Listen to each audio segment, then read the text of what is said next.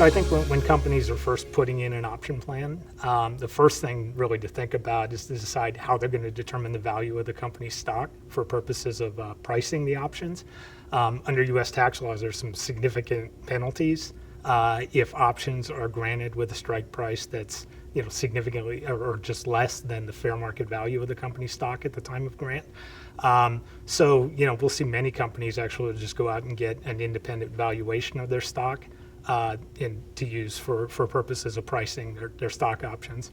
In terms of the plan itself, most of the plan provisions are pretty standard, but there are a couple of issues that are worth thinking about when you're first putting in the plan. One of them would be what happens to outstanding options on a change in control. Most plans will give the board discretion to provide that the options can either be assumed by the acquiring company or can be terminated on the closing.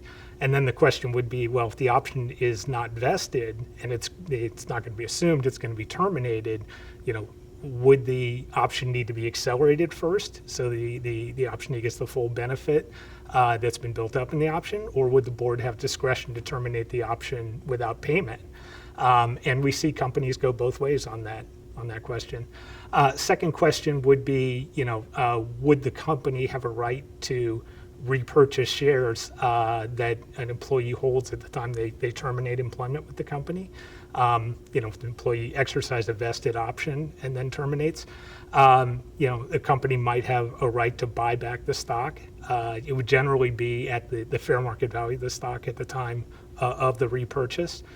So the employee would get the benefit that has been built up in the stock at the time they leave the company, but not receive the benefit of any future appreciation.